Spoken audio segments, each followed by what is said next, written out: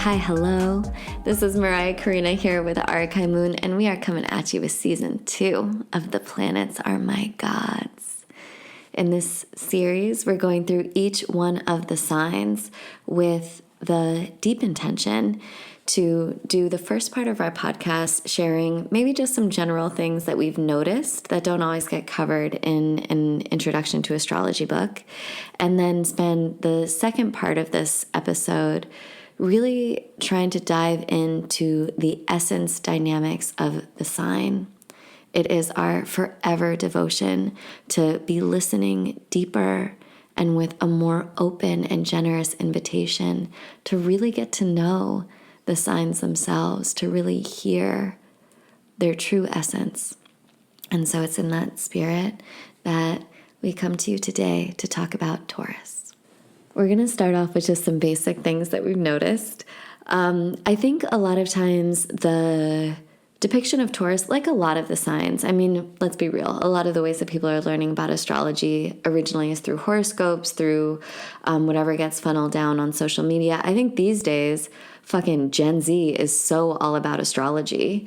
Like they're so all about a bunch of really awesome, rad stuff. I think it goes along with the fact that I've noticed Gen Z is also incredibly psychologically literate, so sharp at understanding their own psychological dynamics, their own interpersonal stuff. All of society is bullshit. They're so on it. And because of that, I think it makes sense that they also know some good shit when they see it and are also about astrology and use astrology to be able to deconstruct and understand themselves and the world around them. However, with the popularization of it, it also brings about just a lot more also superficial understandings of things. And I love the jokes. I love the stereotypes too. I'm not trying to diss on that, you know? All the like forever memes and the famous TikTok astrologers that are very new. And we want to support people and not gatekeep too hard. However, in also just like allyship of Taurus specifically, because I think that as we were even talking about it, it was really easy to get caught in this superficial and three-dimensional stereotype of so let's name it. That's exactly what I was gonna say. It's like a lot of the signs, they all have their stereotypes, they all have their caricature. Some of them have it more than others. I think Taurus is one that has it more than others. So we're gonna get it out here right at the top, right? What do people say about Taurus?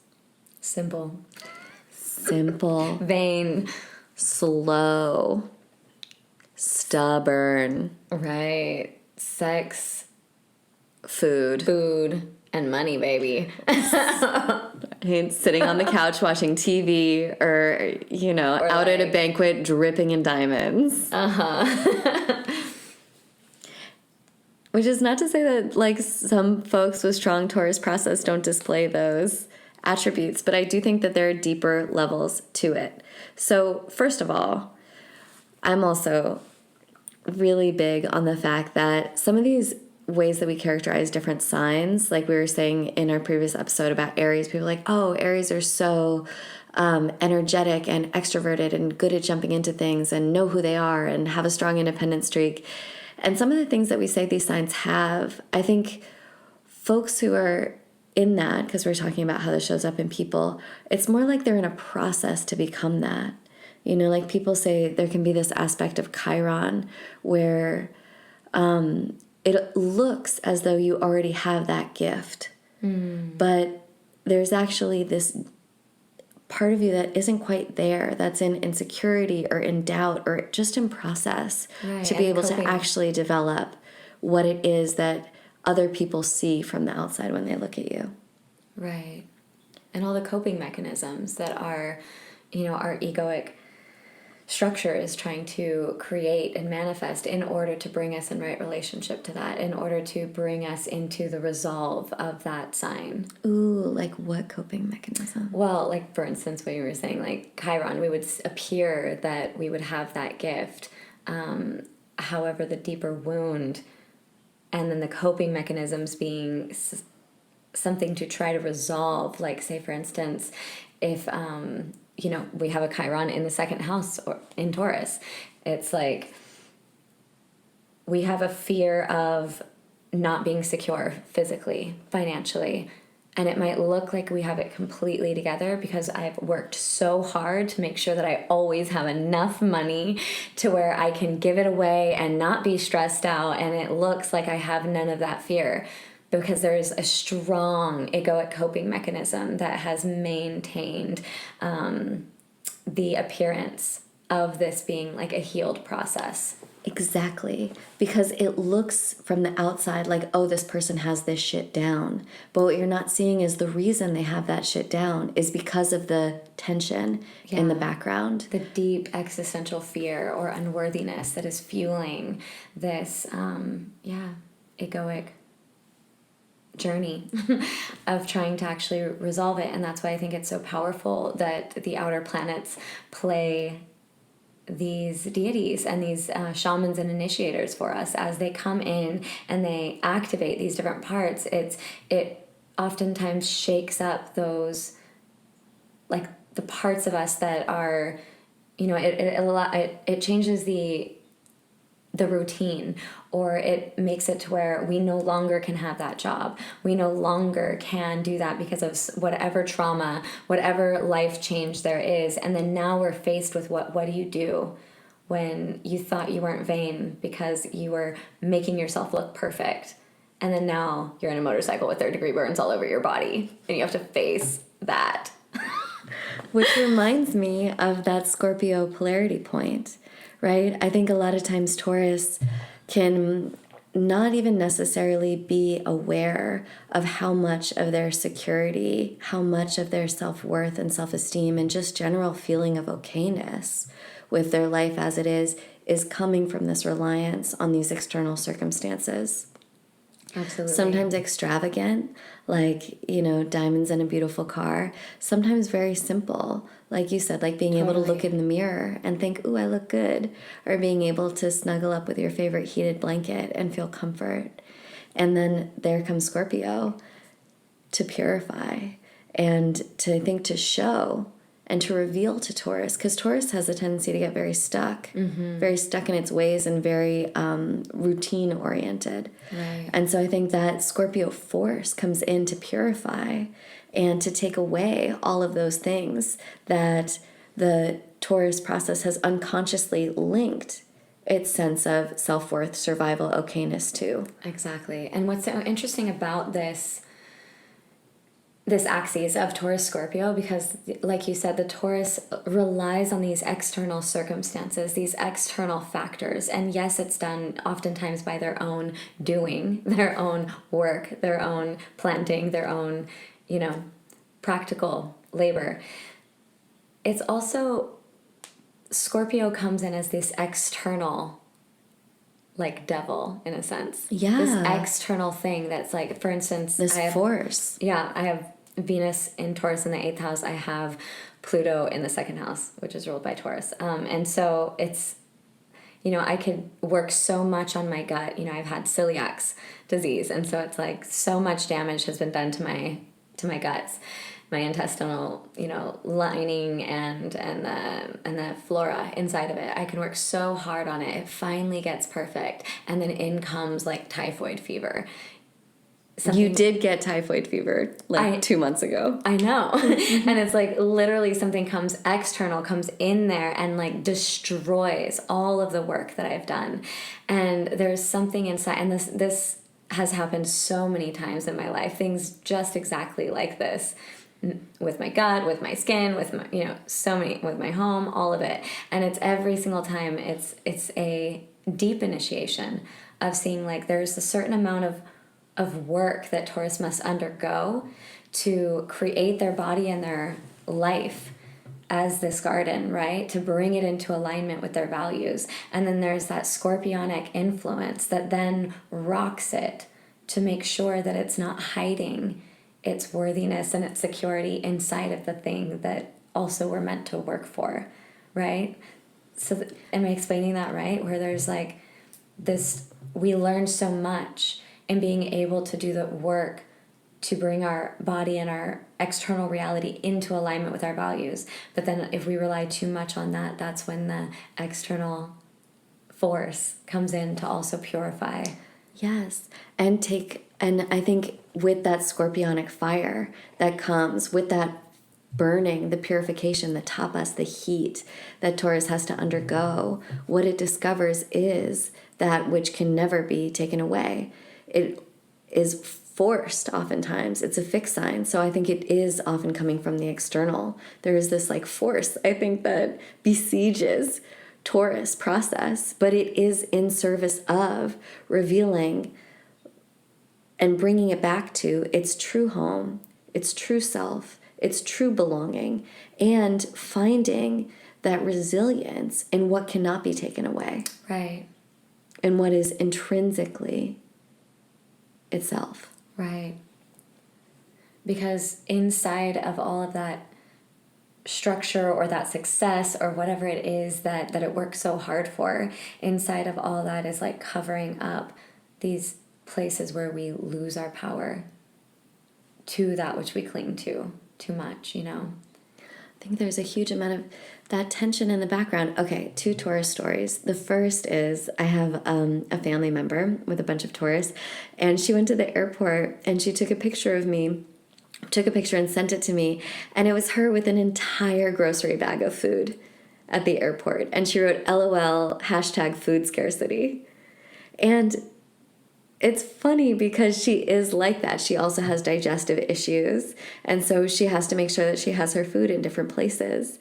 But if you think about the actual anxiety in the background that would make someone who's going on a 1.5-hour flight bring an entire grocery bag full of food, it's massive. And I think, so much of evolutionary astrology, what you're looking for is also the karma. It comes from Vedic astrology, so it believes in past lives. And for me, whenever I see someone with a south node in the second or strong things in the second, it also indicates ways in which their survival and their security have been extremely threatened in life. Absolutely. Like my family member is Jewish, has direct lineage to the Holocaust, to the pogroms, to such a ancestral legacy of having those core necessities of survival stripped away and taken. And we can all laugh, LOL food scarcity, but just think about the karmic inheritance of that and about the day-to-day living of that as someone with food sensitivities. Absolutely. And just, it's so interesting just how much of that journey that I experienced too, of just having traveled, all over the world, but living in Central America for, 13 years, Mexico and Central America, and not having, things that have gluten in it. And so traveling and then it's like I needed to re-parent myself in a sense of I was fed really horrible food growing up. And so it was a big part of my healing was to recreate the way that I'm nourished and to actually go so deep into like what is actually healthy and what does my body actually need in order to, bring my body into balance. And then there's been so much of a journey of fasting and actually letting that go. So it's like taking the responsibility to actually travel with food so that I'm not tempted to eat anything that could potentially hurt me. And then also freeing myself with a bunch of processes around fasting and really long, intense ceremonies that I feel like has really helped me get to the point where now I'm okay if I go 3 days without food. I don't have that anxiety that's constantly making sure that I am going to a restaurant that is going to have what I need because I'm like, okay, if I don't eat it, and there's something about that I think is such a representation of that journey of like doing the work to take the responsibility to nourish the body and then also allow that to be detached from that safety and that nourishment also, so that we're not reliant upon it. It also reminds me just how all of us are being worked in the Taurus area of our being because the North Node right now is in Taurus and Uranus is retrograde, conjunct that node. And so I think all of us are being tested with this Uranus retrograde and the North Node being there to do what you're saying, to find what we really need and to, reconfigure this systems of how we get it, but also to confront not having those external safeties. Right. Right. To confront how much we have compromised in order to have the resources that we think we need in a way that we have been completely insustainable in the extraction of those resources. And I feel like Uranus and Taurus and the North Node is asking us, get in line with your values, get really clear on your resources, and how sustainable are you? Yes. I want to do, when we go into some of the essence dynamics, I want to go into this part because, Arkai, you were saying, which I thought was so amazing, that there's something in Taurus that has maybe been the most devastated by capitalism. But I realized that we sort of jumped in the deep end, and so I just want to back it up for a second and talk about back it up. Some of just the little things that we've noticed about Taurus, which is appropriate for Taurus. Just back it up and get a little bit more just slower. Funny. Let's just go slower for a second because I'm still way back over there. Can we slow down? Okay, some things I've noticed about Taurus is that they do have a huge amount of personal power. Yes. And they're very good with money for the most part, or some form of business and entrepreneurship. When they start a business, that business is pretty good. And they also have really good skin and hair.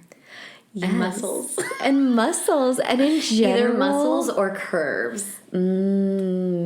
Yes. It reminds me about chefs. I feel like chefs are either very thin or very large. Maybe that doesn't have anything to do with it, but I have noticed about what Taurus is. I was just going to say that I thought you were going to say that they're most chefs are going to have something in Taurus, really strong Taurus, because the only people that I will let take me to dinner without planning me without you getting hella controlling about where we're going is a Taurus person, because I know that the food's going to be dialed in, and not only that, the ambiance, the atmosphere is going to be dialed in, and my Venus and Taurus can be okay, I will relax. All right, I'll let you take me somewhere. I trust that it's not just going to be hardwood benches. I trust that it's not going to be shitty overhead lighting. I trust that all that food will be sourced from good places. With flowers on it. And colors of the rainbow. And beautiful art on the wall. I mean, God bless the earth signs. The earth signs are where we feel our senses. How beautiful that sensuality of Taurus. And whereas I feel by the time you get to Capricorn, it's sort of become more refined. Capricorn also loves things in its sensory experience, but it just has a slightly more intellectual feel to it. It's beautiful pieces of art and very high quality cars. Whereas I feel Taurus, because it's the second sign of the zodiac, because it's still personal, it just feels there's that immediacy of appreciating the ordinariness of daily life, a delicious piece of toast, or the way that your blankets feel. It's a little bit less practical sometimes. It goes. Tell me about it, Venus and Taurus. Right? I had a partner one time be you're so decadent, but it was kind of a put down. They were actually very annoyed at me for every meal that I decided to make. I needed to really deck it out. Like, it's gotta, like, you know, if I put pecans on something, it's gotta be like fried in some butter and some like caramelized, you know, it's like every part of what I make is gonna be like the best that I can possibly make it. And like other people will just like skip over those things. I feel you. I was at a party and there was like ice cream at the party, and it was like a get together, right? It was like a bunch of friends at a house eating food, and there was ice cream there, and some people just scooped out some ice cream and put it in their bowl. I irrepressibly could not help myself from like, what do you mean you're just eating fucking ice cream? I had to put pecans on it. I did not fry them in butter and brown sugar, but I had to put nuts. I had to put a little bit of cereal for some crunch. There was like fucking chocolate sauce. I had to put that in there. Like, I couldn't not whoosh it into something delicious and amazing. So I relate. Totally. And we're all the creamy babies. And I feel like that's the other part of like Taurus that doesn't feel practical sometimes to me, is that it's just like where I think Capricorn can get more in that practical, like conserve, contain kind of mode, even though they, you know, like they like the fine dialed in. Maybe they like the fine things of things that are necessary. Like, it's necessary to have a desk, so I'm going to have an elegant and gorgeous desk that goes with my overall decor and aesthetic. Mm-hmm. But I think Taurus can get really like, let's just like put oil all over it, and you know, like have like 5 sheepskins like lining the floor with the like Our guys just talking about themselves right now. So basically, if you come to my house, I live in the jungle, so everyone else has like sand and dog hair like everywhere, all in it. You know, we live on the beach, and mine has no sand. No dog hair, and red velvet everywhere. It's like, it's kind of ridiculous. But some might say decadent. Reclaim that decadence. It's a beautiful thing. And it's very comfortable. You enjoy it. I really do. Which I do think is a big part of Taurus, too. I think Taurus is a lot about just discovering your preferences and what you like. I think it's that really immediate personal Venus of just first discovering, like, ooh, I like this. I don't like this. And that, I think, is where it can get into that other cliche about Taurus being so stubborn. But it's because they found something that they like. You know, like, I eat the same thing for breakfast with slight variation every day. And when I don't have that thing for breakfast, I feel a little off. And that's where I relate with Taurus. It's like you find things that work for you and feel good for you. And those are your preferences. And that's when I think the external forces come in so that you can expand who you are, find more of your wholeness, you know, discover that you don't need to eat that exact thing for breakfast every day. But there's also something just like really beautiful about discovering what you like and don't like. And dialing that shit in. And making it as decadent and as glorious as it can be. Okay, we have to talk about the cliche about vanity. I do think there is something about Taurus where for all of their, you know, stereotypes for loving to eat, I notice we've not been able to avoid talking about food a lot this whole time, that most real Taurus folks tend to keep it well maintained. Yeah. They keep it well maintained.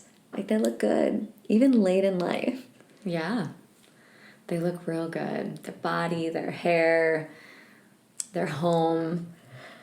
I also, Taurus to me, some of the best dancers I know are Taurus people. And massage therapists and lovers. And priestesses, ceremonialists. Mm-hmm.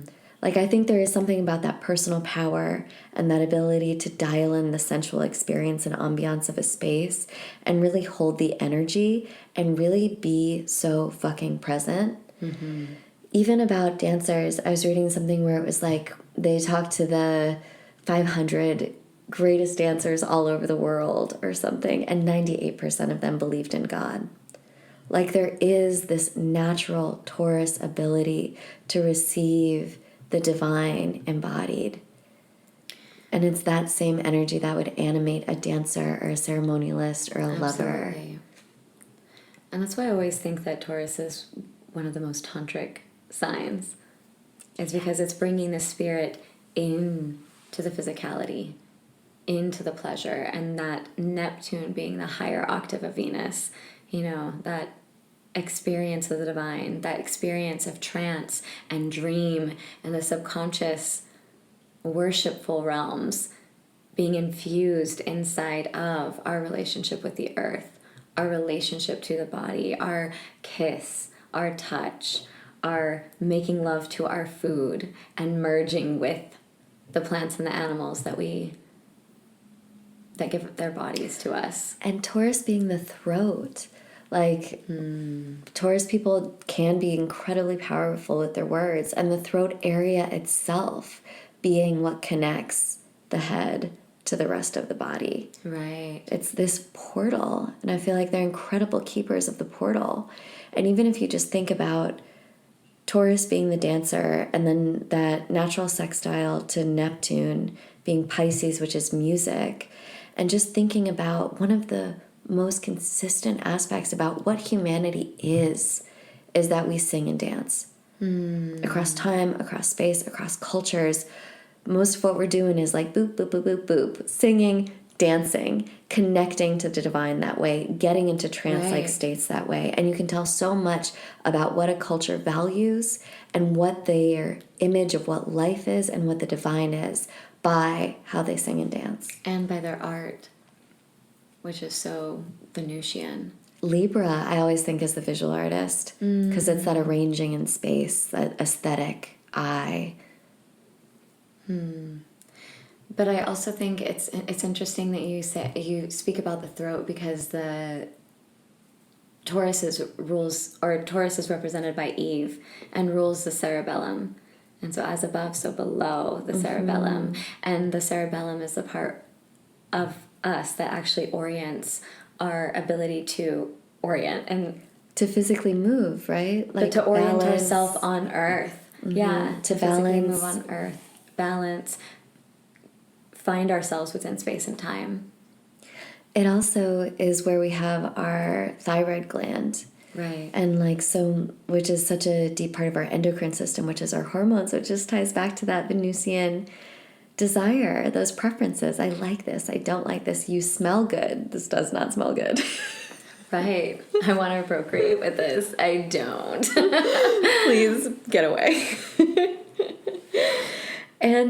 And what creates our lives, like our hormones that are released and like create these neural pathways and create these responses of our survival, instincts create the garden of our lives.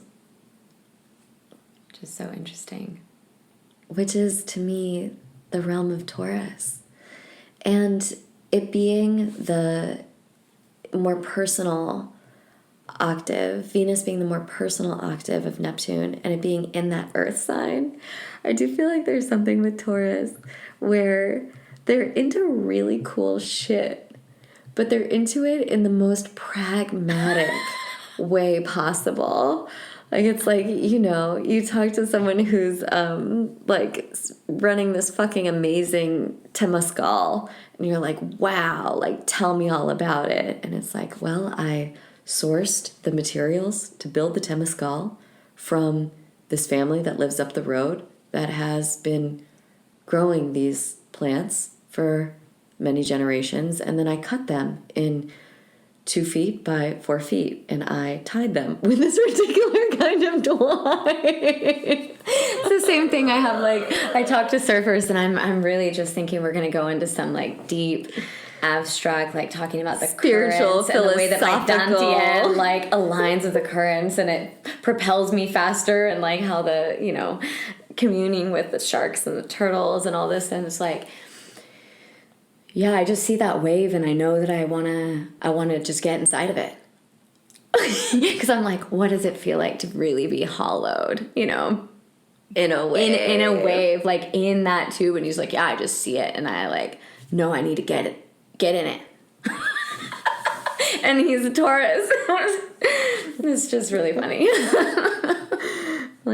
God bless it, It's which goes, is a little contradictory to what we were talking about, the priestess tendency, and the way that there are, and my experience with Taurus also is just very ceremonial in the way that I relate to the earth and that I relate to my body and everything. And so it definitely can have the full spectrum.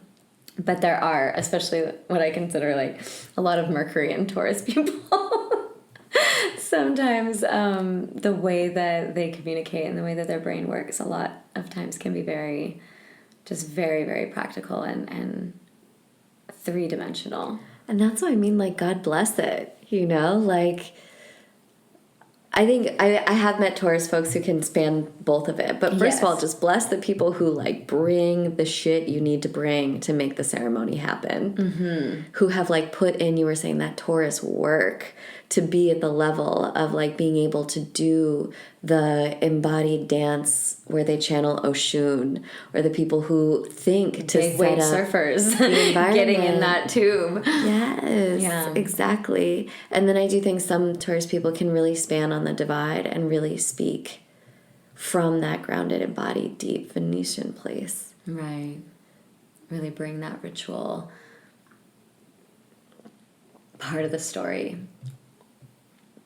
So now I feel like I've gone over some things and I'm ready to get into more of like this deep dynamic that we were talking about.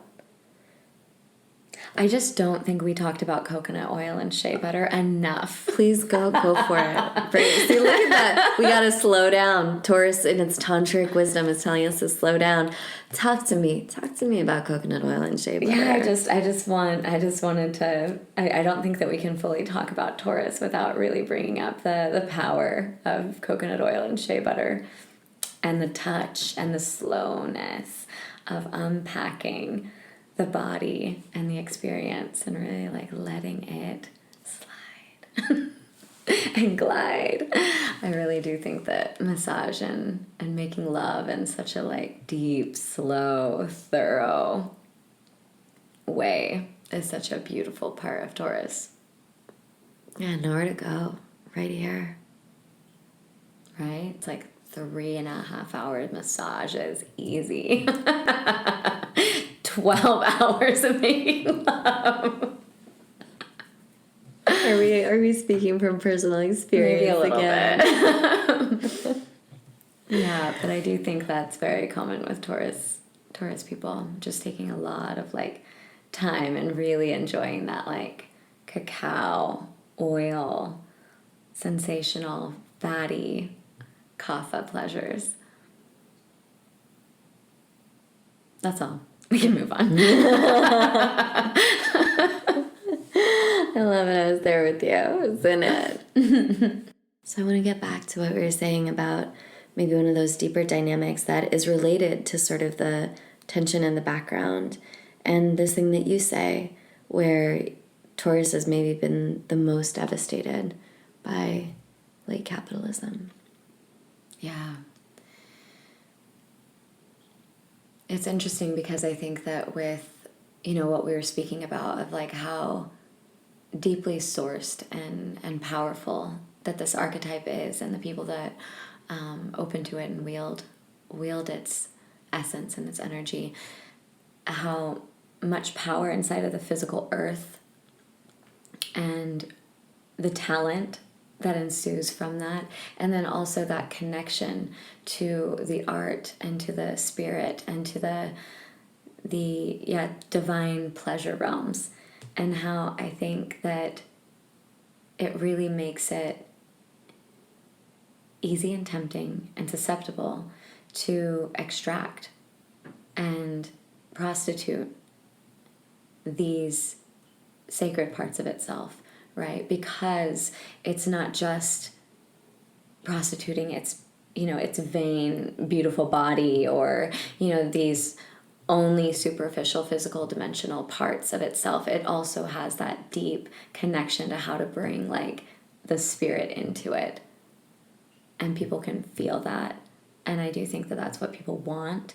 And that I think has been devastated by patriarchy, capitalism, because we've taken our relationship to the earth, we've taken our songs and our dances and all of these ways, all these pathways and portals that the indigenous, that the witches, like that all of the traditions have created in order to access and bring that transcendental divine relationship into the actual practical parts of our existence, the things that we have to do, like eating and fucking and having shelter, and have cut us off from that connection, have degraded it, have made it evil, and then monetized it.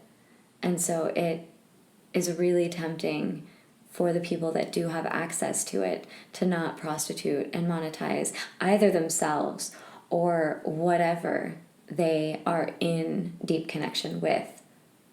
Like, say you love cacao, and then immediately you want to monetize her. Yeah, you want to start a business. You want to start a business. You want to make a product. You want to get it out everywhere. And so that's what you're saying is like the extraction.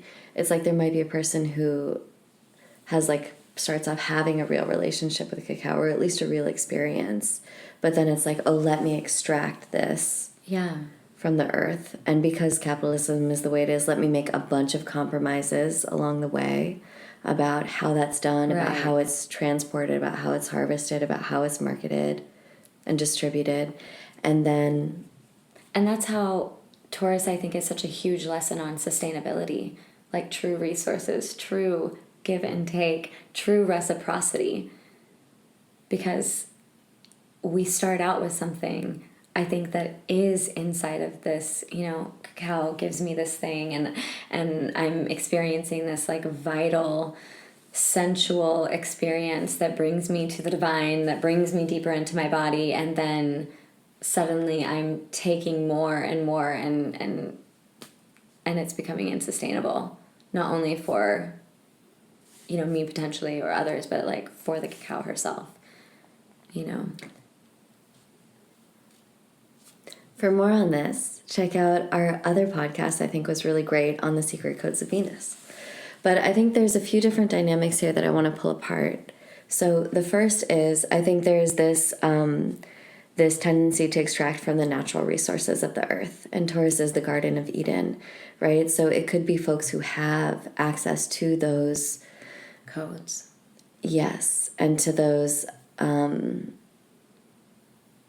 those codes that are the ones who end up almost like betraying their relationship to these, living beings like that we share the planet with. Like cacao is not a resource, it is a plant with a consciousness, right? And another thing I was putting together is actually a lot of the pot farmers I know are also strong Taurus. Totally. So it's like there's someone who loves, marijuana, ganja, has a relationship with it. Wants to live on the land, wants to grow our own organic food, wants to not be involved in like capitalism in a 9-to-5 kind of way, and then yet in growing marijuana is then participating in a system that by necessity or by design has all of these compromises on it. And, instead of really giving back to the plant or to the earth or the greater ecological system, you end up just creating another product for market.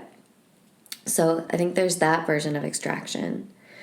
I think the other is less on the producer and more on the consumer, because we just live, the reason why there's this like frothing at the mouth, late capitalistic frenzy is all to create a level where we're working to feed the machine and we're placated by consuming. And you think Taurus, I think, is susceptible to being hacked, particularly in this area. Yeah, absolutely. And like you can think of more of like a collapsed version of someone just like, on the couch ordering food, like just wanting all of the quick hits of material pleasure. Right. Or I think you can think of the more energized version of it, which is someone being like super dazzled by all like those. Kim Kardashian. Yeah. I feel like she's a Taurus. No, she's a Libra. Well, Venus. Ruled by Venus. Yeah. And I think in both of those cases, you end up being very complacent with the system, complacent in your life. And going into illusion about, like, what is the true, it's like trying to be healthy, but only on the outside, being a bodybuilder or doing whatever with your makeup and all this plastic surgery, but on the inside, it's like contorting everything, and like all of your energy channels are fucked, Mm-hmm. And it's like the illusion of success or beauty or any of these things,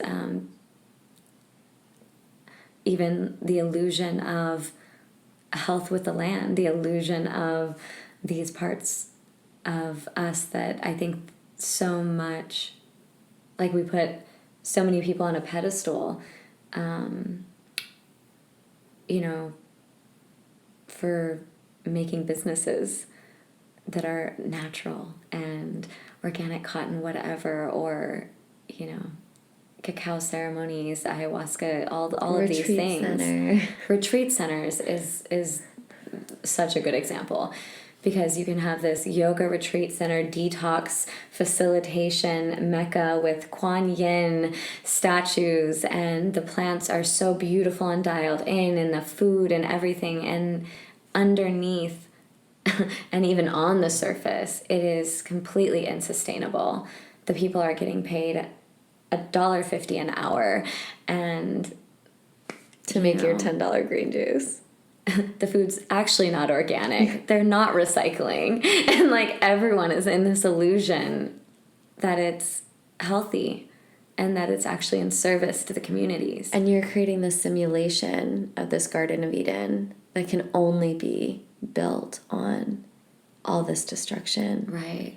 And on the backs of like poor people in the environment.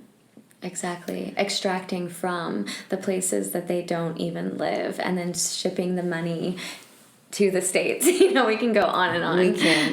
But I do want to get to the third kind of extraction that I feel like exists, is that we've all internalized like capitalism. We have an internalized capitalist like oppression dynamic that happens inside of us, where I feel like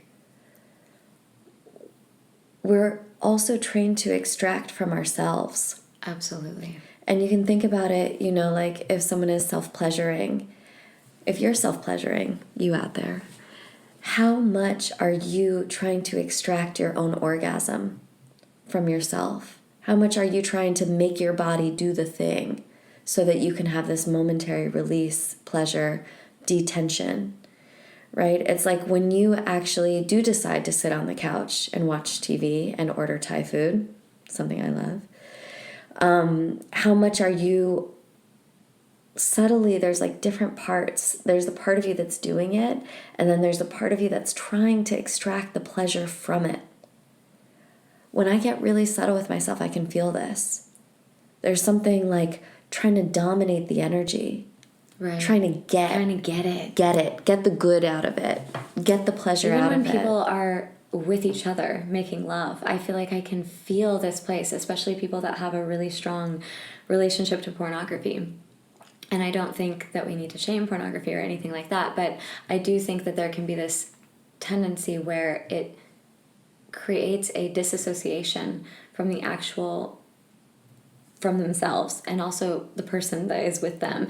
And I can feel the energy extraction where they're trying to actually take my energy, and it starts feeding this like collective entity that they've been like feeding their energy into. And I feel like that's something that's exactly what I feel like we're talking about, is like seeing something, wanting it. It's like the appearance of pleasure, the appearance of intimacy, the appearance of sex, and then like trying to get at it, and then it's gone. It's like not sustainable. Mm-hmm. And it's these layers and levels of extraction. Like you're extracting from yourself to make your orgasm happen. You're extracting from the porn you're watching. That also is From like the feeding person that to field. get it. It's just like Instead all of this like actual clear reciprocity becomes that like... It becomes this hungry ghost. Right. And I do think that we're all in the field of hungry ghosts these days. And that to me is part of what perpetuates that tension in the background of all of that Taurus anxiety, is because that mindset, that activity that we're engaged in itself is a sign of the feeling of scarcity running the show. Right. And that's what causes addiction. Is like that hungry ghost, that scarcity, that need, but without the actual connection. And I think it shows up so subtly, like even like you buy yourself a bouquet of flowers from the farmer's market. And even when you walk by it, there might be genuine pleasure, but there might also be that extra little thing that's like, get the pleasure out of it while you can. Enjoy it. You bought it. Look at it. It looks pretty. You're supposed to be enjoying this. Just this extra mechanism. I really notice it. And also not paying attention to the flowers who were cut. I just feel like there's to me, this is such a huge part of like coming back home inside of our relationship. Like, if we're doing these things to get them, but we're not in relationship to the ones we're actually getting it or taking it from, it only leads to this like addiction, codependent cycle. And hungry ghosts. Those flowers are going to come after you, bitches. And just to wrap this up here, I think it's also like, to me, that is part of like back to that really core heart of Taurus, which is to be able to, one, be able to be in real relationship, real connection, just real beingness, right? To actually be back to that simple pleasure of like, the flowers. And also to be willing to try new things, to be okay if you don't have the flowers, because you have that belonging and connection inside. Because there is something that is not based on external factors, that is not based on relationship, that there is something, some strong sense of home, of self-worth, of self-esteem, of presence that is fully and intrinsically natural, that you can come home and rest in and be in. It's like the dance between desire and attachment is like such a strong like invitation inside of Taurus. Is to really go for that like desire, unfold inside of it, explore it, work for it, detach from it. You know. To me, that's also like a Taurus that has integrated the Scorpio polarity point. Absolutely. Yeah. Last thoughts? Just the crucible of where flesh meets the soul. Feels like such a strong example of like that axis of like the Taurus. Crucible where flesh meets the soul? Say what? What do you mean? Is like the flesh as the body, the incarnation of desire, the incarnation of us experiencing the world and seeking something outside of ourselves, like to merge with it, to eat it, to be with it, and then to also be able to like let it go and like detach and dissolve into like that Neptunian experience. Mm-hmm. Right? Because so many of our desires do create addiction, right? And they do create like insecure attachments and like all kinds of stuff that we do out of fear. Because the more we desire something, the more scared we are that we're not going to get it. And it puts it outside of ourselves. Yeah. And I think that like dissolving into it is a part of like expanding our capacity for connection outside of being able to like own it, have it, touch it, fuck it, eat it, you know? And then how powerful is it when we can do those things with that which we are in deep relationship with and desire to know. And that is the gift, I think, of being alive and of Taurus. And yet the responsibility of that is to also be able to transcend that as well. And that is where spirit will kick you in the ass And shred. if you don't. Yeah.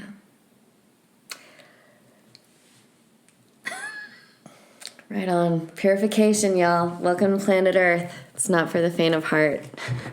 But we love you a lot. And yeah, appreciating the process of whatever the fuck this is. Lots of love. We'll see you next week.